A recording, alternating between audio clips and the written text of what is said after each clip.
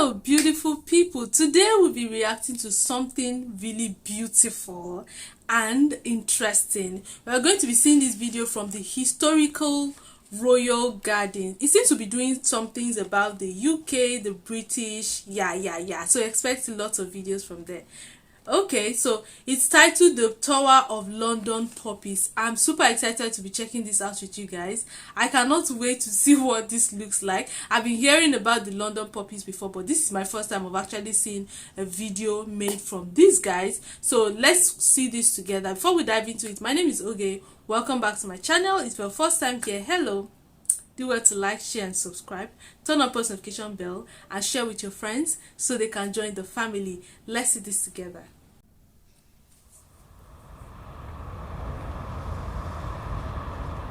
In 2014, artists Paul Cummins and Tom Pepper, along with historical royal places, had a vision to fill most of the Tower of London with. I was just in awe of how many people were here. Honestly, it's just really nice to see the support from the whole city. Such a lovely way to commemorate it. Yeah, it's beautiful. It's beautiful. Yeah. Magic. Yeah. Really moving. It is very moving. Tremendous. Whether it's young people or old people, they've come in their hundreds, they've come in their thousands, and they've stood on the behind the railings, looking down into the moat, really from early in the morning until late at night. And I think why it's caught the imagination of the country is this particular number of 888,246. They fought in mass armies, but they were individual soldiers, and each poppy represents an individual life lost and a family shattered. I think people can understand that. My son was in the army as well.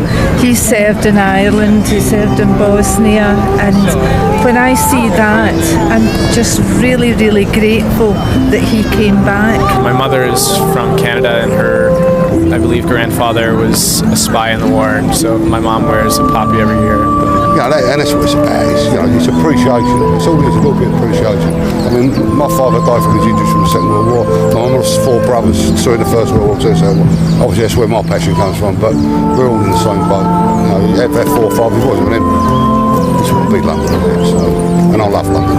And so I think it's become a kind of a place of pilgrimage, not just a place where you see this artwork, or not just a place of commemoration because it's here. It's just become a kind of national focus.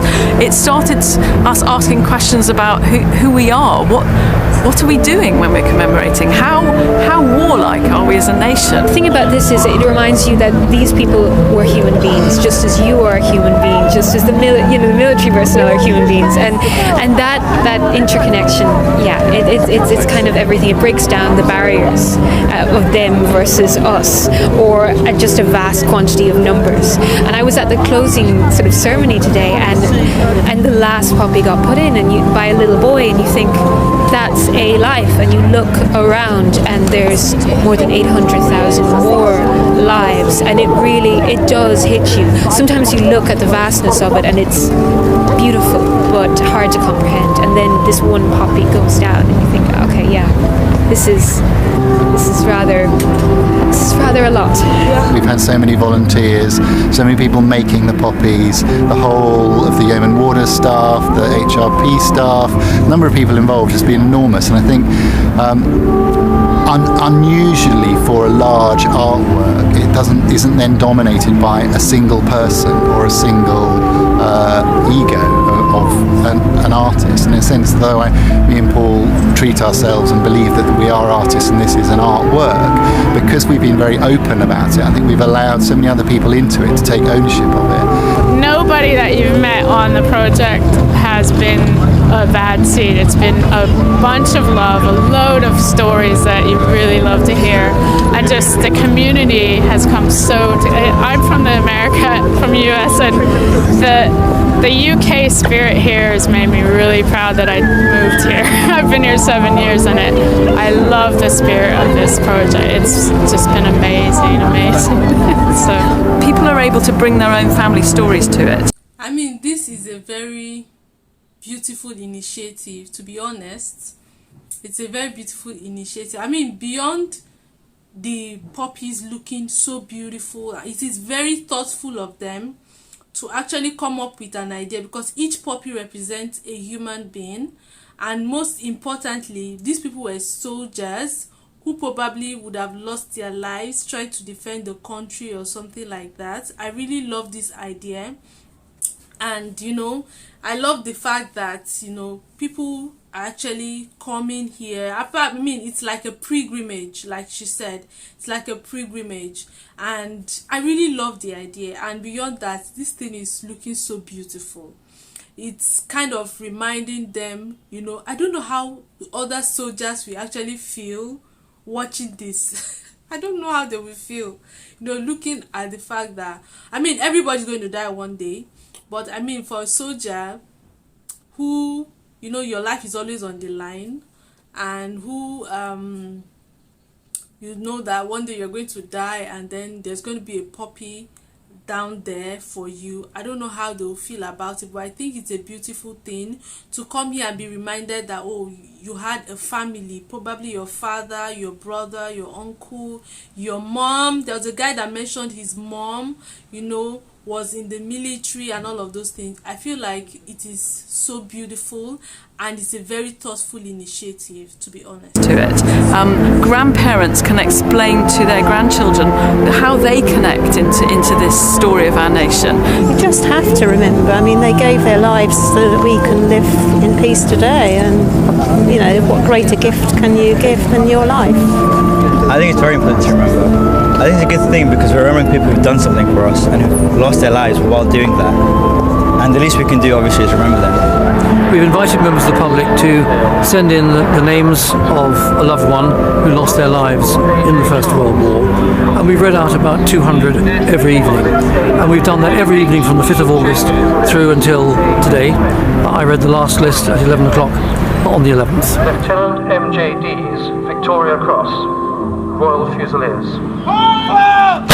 The installation is going to live on in a new, different way in the next 4 years. You know, that there's the first thing, which is them all going out to the general public, the people who bought them, and them having their own kind of tiny fragment of the installation. And then there are the two sculptural pieces which have been kindly bought for the nation, and we can take to various different locations to create some new installations relating to new buildings or new landscapes that can create a different kind of narrative on a smaller scale. And then the fact those are going to the Imperial War Museum and will be there, you know, for a long time as a focus for commemoration. I've just come out of the volunteers office, and there's what we call the measle map, which is a little red dot on every part of the map where the volunteers have come from, and it goes from Singapore to Iceland, from Guinea, Sierra Leone to the west coast of the United States. It's an absolutely incredible geographic spread, and I think that the names on the roll of honour every night have come from all over the Commonwealth countries, and then these poppies are going off around the world.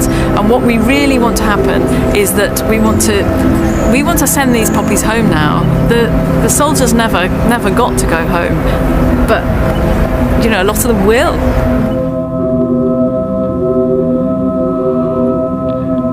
They shall grow not old, as we who are left grow old. Age shall not weary them, nor the years condemn. At the going down of the sun, and in the morning, we will remember them. We will. I mean, this is so beautiful and so thoughtful. The fact that these guys who fought lost their lives to, you know, to think that they are not forgotten. I'm sure wherever they are, they'll be so happy, you know, that they are not forgotten, you know. It's important that young people actually know some of our histories, so it helps you remember and know. And I love the fact that you know, there's this thing that these people usually do that I really love, honestly, and I feel like it is so beautiful. So they had to send out information that if you know any of your family that, you know, lost their lives during the First World War, probably a soldier, I think mostly military people, or probably soldiers while fighting the war, send your name. So they are reading out names, they are shooting guns in respect to them, and I think it is a very beautiful initiative. And they said so outside another interesting or beautiful thing was that, you know, they went and they, you know, so on the map they wrote out the names and the locations of each of these people, and then there is a red dot, so it is like going round all the Commonwealth nations. And I feel this is a very, very, very beautiful initiative. If you're watching me right now and you went to actually see these poppies real life, like you went and you saw them with your eyes, let's know in the comment section how it was, how you feel about it, what do you feel about it. If you know more history about the poppies, the London poppies, the Tower of the London poppies, let's know in the comment section. Educate us more, especially we that we are foreigners, that we don't know so much about this. Educate us more. Let's know more in the comment section. Thank you for watching to this part of the video. I hope you enjoyed this. Do not forget to like, share, comment, drop a comment on what you think about this video. Of course, even if you don't have anything to say, you can say hello, I'm watching from Paris, I'm watching from here. I really love to know you in the comment section. Thank you for sticking by. I'll see you in my next episode. Bye bye.